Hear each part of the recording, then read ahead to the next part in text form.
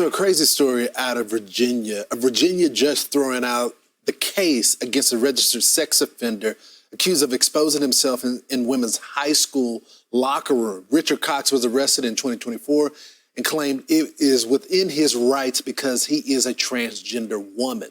He still faces other sexual assault and child pornography charges, which have not been dropped. Our next guest is the president of Virginians for Safe Communities, Sean Kennedy, joins us now. So, Sean, obviously this is egregious. What was this judge thinking?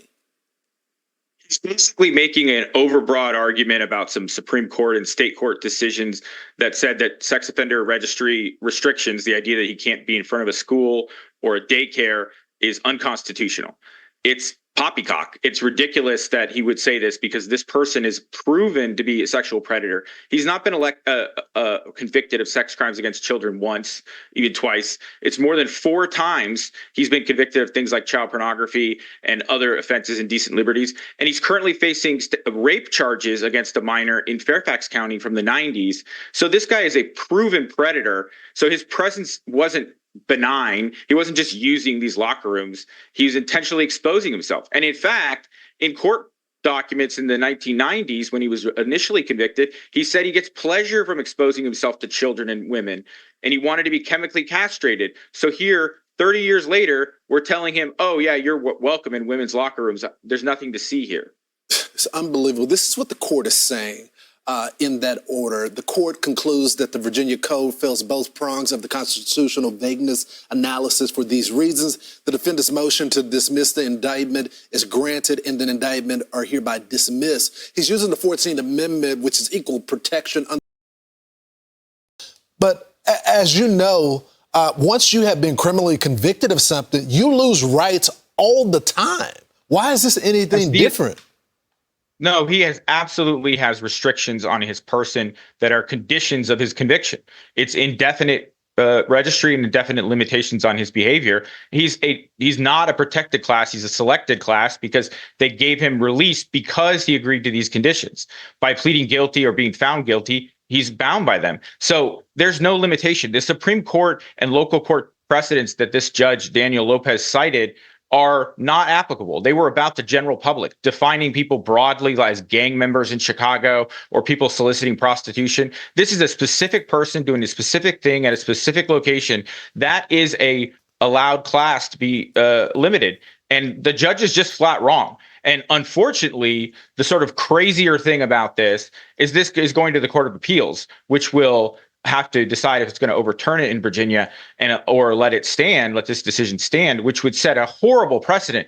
But who has to defend this in front of the Court of Appeals is Jay Jones, the extremely radical and pretty much unhinged attorney general who previously suggested killing children in text messages that were leaked last year. Yeah, so that make an interesting point because you're right. He is the new attorney general there. His office will be arguing this case. Do you have any confidence that he's going to do the right thing here? I mean, I'm grateful that they decided to appeal it, but I don't have much confidence in his office.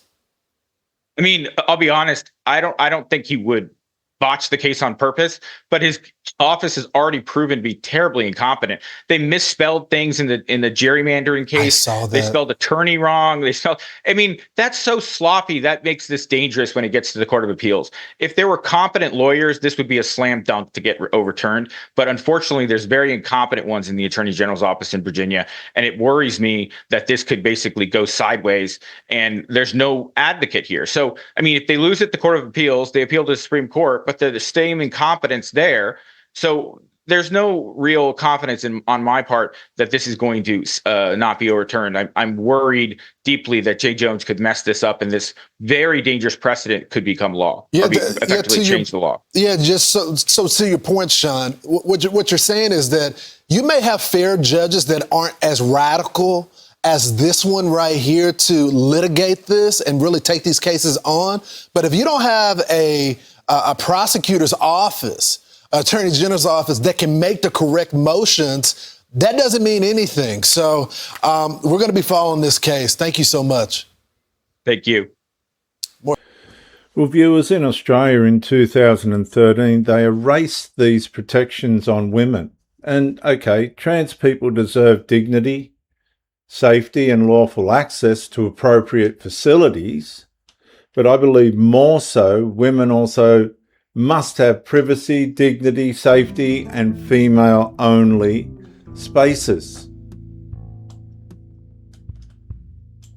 Fairness cannot be forcing women to surrender privacy in toilets, because this is where it's manifesting to. These people are starting to abuse their rights. You cannot mean forcing women to surrender privacy in toilets, change rooms, shelters, prisons, hospital wards, or recovery spaces. But women's protection also should not require cruelty towards trans identity people, these people that identify as trans. So there's got to be a balance. There has to be a balance. And I think that balance is giving the women their privacy, giving the trans people their rights. See, women are saying to the trans people, you can have everything except our privacy. We'll go along with everything, but don't take our privacy. But the trans people, they're not getting that. They're not understanding that. And this is where it's falling over.